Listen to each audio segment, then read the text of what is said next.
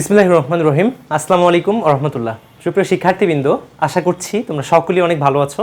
আমি ফারুকি আছি তোমাদের সাথে। বৃত্ত অধ্যায়ের ধারাবাহিক আলোচনার আমাদের আজকের আলোচনার বিষয় অক্ষ এবং বৃত্ত সংক্রান্ত দুটি ম্যাথ নিয়ে গাণিতিক সমস্যা এপিসোডে আজকে আমাদের যে দুইটা ম্যাথ নিয়ে আলোচনা হবে তার ফার্স্ট ম্যাথটি হচ্ছে ওয়াই অক্ষকে 0,4 বিন্দুতে স্পর্শ করে।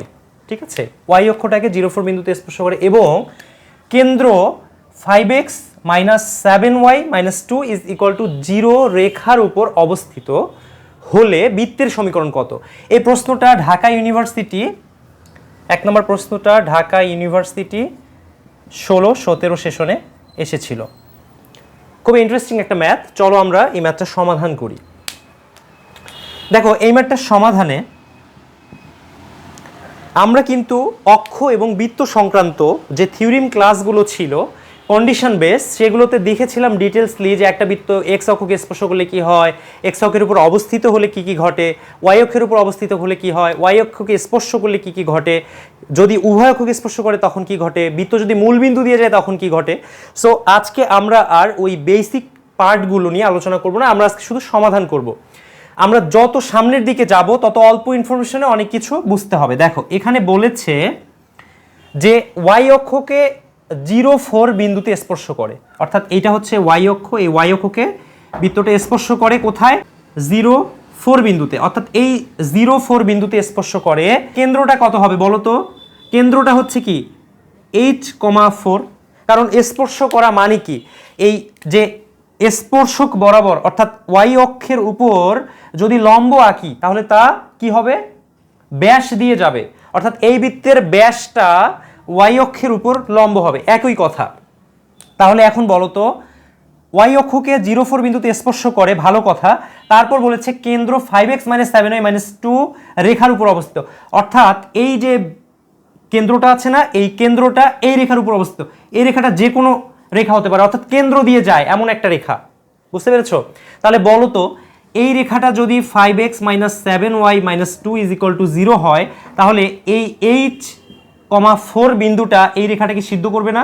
কারণ এই রেখার উপর অবস্থিত বিন্দুটাই তো কেন্দ্র। আচ্ছা, তাহলে আমরা কি বলতে পারি যে 5h - 7 × 4 - 2 ইজ ইকুয়াল টু 0। তাহলে এখান থেকে আমরা যদি h এর ভ্যালু বের করি তাহলে কত হবে? 5h ইজ ইকুয়াল টু 30, অতএব h ইজ ইকুয়াল টু 6। দেখো, h ইজ ইকুয়াল টু 6 মানে হলো আমি কিন্তু কেন্দ্রটা পেয়ে গেলাম। তাহলে আমার কেন্দ্রের ভ্যালুটা কত হবে? 6,4। এখন বলো তো, এখন বৃত্তটা যেহেতু ওয়াই অক্ষকে স্পর্শ করে, তাহলে ব্যাসার্ধ কার সমান হবে? ব্যাসার্ধ কার? এইচ এর সমান হবে, অর্থাৎ ব্যাসার্ধ এইটুক। তার মানে ব্যাসার্ধ কি? এই যে এইটুক হচ্ছে 6 আর এইটুক হচ্ছে 4। তাহলে 6 ব্যাসার্ধ বিশিষ্ট 6,4 কেন্দ্র বিশিষ্ট বৃত্তের সমীকরণ কি? আমরা খুব ভালোভাবে জানি না এটা। x - 6 whole square plus y - 4 whole square is equal to 6 square. এটা তোমরা ভাঙালে যা আসে তাই হচ্ছে আমাদের আনসার।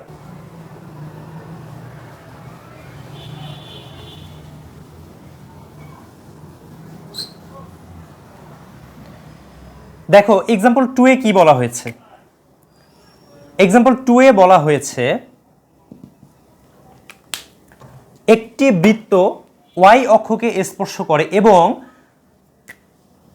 3,0 এবং 7,0 বিন্দু দিয়ে যায়। বৃত্তের সমীকরণ কত? আচ্ছা দেখো তো, বৃত্তটা ওয়াই অক্ষকে স্পর্শ করে, তার মানে কি হবে? এই যে বৃত্তটা ওয়াই অক্ষকে স্পর্শ করে এবং বলেছে 30 এবং 70 বিন্দু দিয়ে যায়, তার মানে কি বৃত্তটা আমার এইটুক হলে চলবে না, অর্থাৎ এই বৃত্তটা আমার আরো বড় হতে হবে এইরকম, অর্থাৎ আমার বৃত্তের শেপটা আসবে এইটা, যেখানে কিনা এই বিন্দুটা হচ্ছে 3,0 এবং এই বিন্দুটা হচ্ছে 7,0। ওয়াই অক্ষকে স্পর্শ করে, ভালো কথা, একটা বিন্দুতে, এবং 30, 70 বিন্দুতে ছেদ করে কোথায়? এক্স অক্ষকে। আচ্ছা, এখন বৃত্তের সমীকরণটা আবার বের করতে হবে।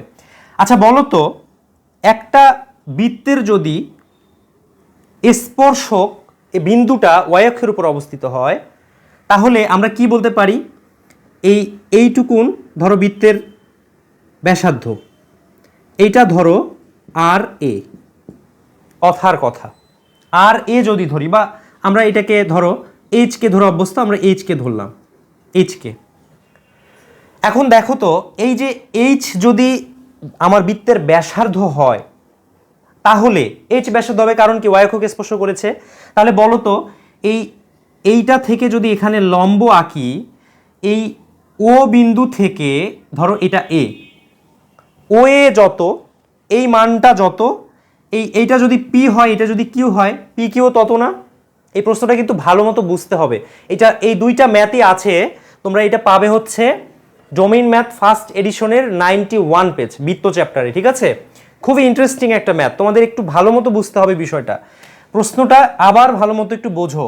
বৃত্তটা কি করেছে? ওয়াই অক্ষকে স্পর্শ করেছে এবং এক্স অক্ষের দুটা বিন্দু দিয়ে তারা অতিক্রম করে। এখন বলেছে বৃত্তের সমীকরণ কত? তাহলে আমরা কি, আমাদের উদ্দেশ্য কি আগে এইচ এর মানটা বের করা, কারণ বৃত্তের সমীকরণ থেকে যদি আমি এটা বের করতে চাই অনেক সময় লাগবে আমাদের। তিনটা সমীকরণ পাবো। ফার্স্টে মনে করি বৃত্তের, তোমরা এগুলো যেভাবে করো আর কি, X square plus Y square plus 2gx plus 2fy plus C is equal to 0 বৃত্তের সমীকরণ, যা এই বিন্দুগামী একটা সমীকরণ। তারপর বৃত্তটা এই বিন্দুগামী আরেকটা সমীকরণ, ওয়াই অক্ষকে স্পর্শ করে তাই তার খণ্ডিতাংশের মান থেকে আরেকটা সমীকরণ, এভাবে করে সমাধান করি। বাট এই কাজটা করার আমাদের প্রয়োজন নেই, আমরা একটু সংক্ষেপে ম্যাথটা করব। দেখো এইচ কে হচ্ছে কি কেন্দ্র, যদি এইচ কে কেন্দ্র হয় এবং বৃত্তটা যেহেতু ওয়াই অক্ষকে স্পর্শ করেছে, তাহলে এখানে ও এর মানটা যত হবে পি কিউ এর মানটা তত হবে না, অর্থাৎ স্পর্শ বিন্দু থেকে কেন্দ্র। তাহলে এখন বলো তো, এই যে এ বিন্দুটা আছে না, এই এ বিন্দুটা, এই মানটা কত হবে? এই বিন্দুটা অবশ্যই এই 30 এবং 70 মধ্যবিন্দু হবে, অর্থাৎ এই বিন্দুর মানটা হবে 3 + 7 ডিভাইডেড বাই 2, 0 + 0 ডিভাইডেড বাই 2, অর্থাৎ আমরা বলতে পারি 5,0। এই 5,0 হবে এ বিন্দুর স্থানাঙ্ক। আচ্ছা, এ বিন্দুর স্থানাঙ্ক যদি 5,0 হয়, এ বিন্দুর স্থানাঙ্ক, এই বিন্দুটা আছে না, এই বিন্দুটা যদি 5,0 হয়, তাহলে আমি এখন বলতে পারি না যে এই বিন্দুটা হবে 5, কে? কারণ কি? কারণ ভুজ তো সেম, এ বিন্দু এবং কিউ বিন্দুর ভুজ হবে সেম। দেখো, একটা বৃত্ত যদি ওয়াই অক্ষকে স্পর্শ করে এবং এক্স অক্ষের দুটো বিন্দু দিয়ে চলে যায়, তাহলে তার কেন্দ্রের যে ভুজটা হবে না, এই ভুজটা অবশ্যই এই দুইটা বিন্দুর মধ্যবিন্দু হবে, ঠিক আছে? ভুজের মানটা, কেন্দ্রের যে ভুজটা, এটা যদি এইচ কে হয়, তাহলে এইচ বিন্দুটা হবে অবশ্যই এই দুইটার ভুজের যোগফল ডিভাইডেড বাই 2, অর্থাৎ মধ্যবিন্দু। সেম কাজটা আমরা এখানে করেছিলাম, এ বিন্দুর ভুজ 5 এবং কেন্দ্রের ভুজ হবে 5। এখন আমার কাজ কি? কের ভ্যালুটা বের করা। দেখো, কের ভ্যালুটা বের করলেই কিন্তু আমি ব্যাসার্ধ পেয়ে যাচ্ছি, কেন্দ্র পেয়ে যাচ্ছি। আমাদের ওই যে বিপদের বন্ধু সমীকরণ আমরা কোথায় বসাবো? এই যে এখানে, X minus H whole square plus Y minus K whole square is equal to কি হবে? এইচ স্কোয়ার, কারণ ওয়াই এককে স্পর্শ করে তাই কেন্দ্রের ভুজের মান হবে ব্যাসার্ধের সমান এইচ স্কোয়ার। তাহলে এইচ এর ভ্যালু আমি কিন্তু পেয়ে গিয়েছি, অর্থাৎ এইচ এর জায়গায় আমার বসাতে হবে কি? 5। এই জায়গায় কি হবে? 5। এখন আমার কাজ হচ্ছে কের ভ্যালুটা বের করা। চলো আমরা এখন কের ভ্যালুটা বের করি। দেখো, কের ভ্যালু বের করতে আমাকে কি করতে হবে? এখান থেকে একটা জিনিস খেয়াল করো, এই কিউ বিন্দু আর এই যে 30 বিন্দু, এটা আমি সংযোগ করে দিলাম। আচ্ছা বলো তো, পি কিউ এর মানও হচ্ছে ব্যাসার্ধ আর, তারপরে কিউ এবং 30 বিন্দু, এটাকে যদি আমরা একটা যে কোনো একটা এক্স দিয়ে যদি সম্বোধন করি, তাহলে এক্স কিউ এটাও হবে আমাদের আর। এটা আমরা এই জায়গাটাতে যদি পিথাগোরাস ইউজ করি, এই যে এইটুকুন জায়গা, এইটুকুনের মধ্যে আমরা যদি পিথাগোরাস ইউজ করি, তাহলে আমরা কি পাবো?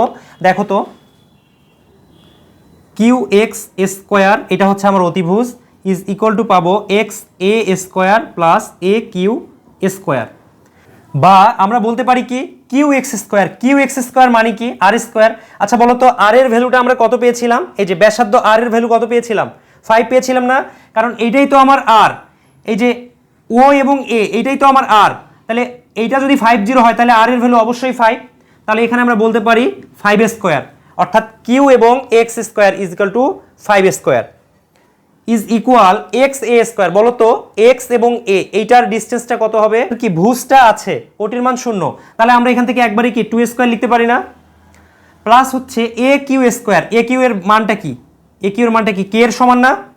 কারণ এইচ এর ভ্যালুটা আমি জানি, আমি কে এর ভ্যালুটা জানি না। কে এর ভ্যালু কত? এই যে এ আর কিউ, তাহলে এইটা সমান হচ্ছে কে স্কোয়ার। অতএব আমি বলতে পারি না কে এর ভ্যালু হচ্ছে 5 square minus 2 square is equal to 21। অতএব কে স্কোয়ারের ভ্যালু হচ্ছে 21, অতএব K is equal to plus minus of 21। অর্থাৎ এই কে এর ভ্যালুটা এই জায়গায় যদি আমি 21 দেই, প্লাস মাইনাস 21 দেই, আর এখানে তো আমার 5 ছিলই, 5 ছিল না। ওয়াই অক্ষকে যদি কোনো বৃত্ত স্পর্শ করে তাহলে তার ব্যাসার্ধ হবে কেন্দ্রের ভুজের সমান। এটাকে এক্সপ্লেইন করলে, বর্ধিত করলে যা আসে তাই হচ্ছে সমীকরণ। এটা আছে আমাদের কি আকৃতিতে? এই যে X minus H whole square plus Y minus K whole square is equal to R square আকৃতিতে আছে। এখান থেকে আমরা এটাকে ভাঙালে কি পাই? X square plus Y square plus 2gx plus 2fy plus C is equal to 0, এই আকৃতি পাবো। এটা তোমাদের কাজ, তোমরা এটা করে কমেন্টসে জানাবে অথবা আনসারটা মেলার চেষ্টা করবে। আমি আবার বলছি, এই ম্যাথ দুইটা একটু ক্রিটিক্যাল, বোঝার অনেক কিছু আছে। এটা করার আগে তোমাদের অবশ্যই ফর্মুলা 5 পড়তে হবে, ডোমেইন ম্যাথ ফর্মুলা 5। আর এক্সাম্পল দুইটা তোমরা পাবে ফার্স্ট এডিশন 91 পেজ। আশা করছি তোমরা ক্লাসটা বুঝতে পেরেছো। ধন্যবাদ সবাইকে।